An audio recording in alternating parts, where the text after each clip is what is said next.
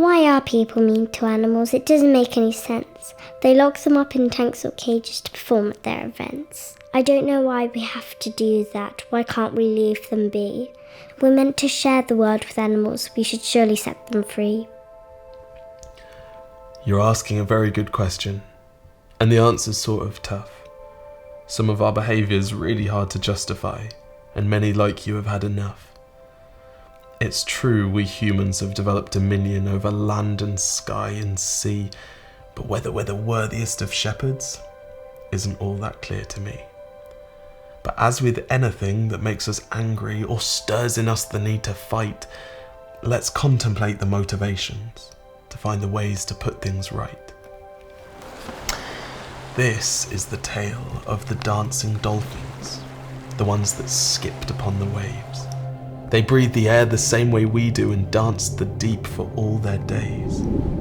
The sailors say they follow their vessels as they chart their ocean course, unafraid to skim the surface, they'd somersault with little force.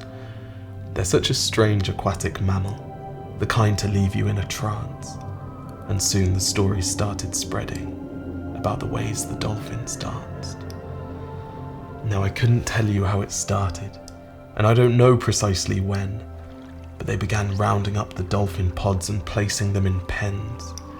They traded fish with them for backflips and gathered customers in groups, and for the price of an admission you'd sit and see them spring through hoops. Who could resist a sight so splendid, a creature intelligent and profound?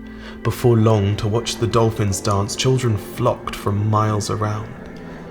And while our eyes grew hypnotized by the ballerinas of the sea, a bigger business bloomed and blossomed with everyone's collected fee. And after a while, the owners realized the newfound depths to their gold mine. They found that scouring the sea for servants was a whopping waste of time. And so now they bred new dancers, born into the tanks they made, because how could a dolphin that's never seen the ocean even know if it's enslaved? And this extends, my friend, past dolphins, elephants and jungle cats. It's true we humans have bad habits, but now we've built bad habitats. And before anyone got to wondering if this behaviour was any good, we'd built a beast so hard to banish that fed so many livelihoods. Now I know this makes us angry, but understand if you are able, that people can be reluctant to look for kinder ways for that which puts food on their table.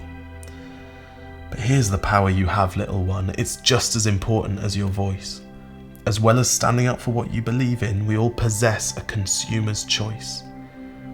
And since the world's compelled by commerce and we consumers are so many, the only practices that sustain are the ones where we choose to spend our pennies.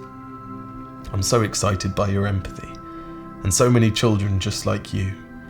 Try to keep that kindness close with all the things you say and do. But can I really make a difference? There's only one of me and I'm small.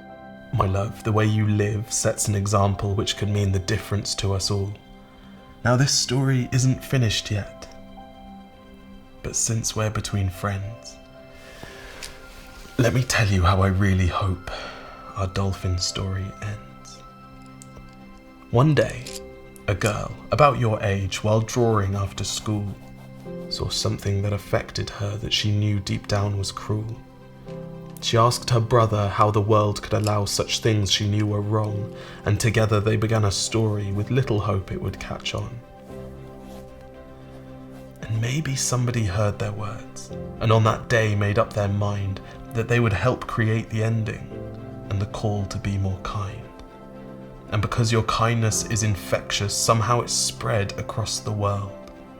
Because who knows the power of an honest question when it's asked by you, my girl? So keep being you. I promise it's working. And maybe one day, perhaps when you're grown, all this captivity will fade into memory, and the dancing dolphins will find their way home.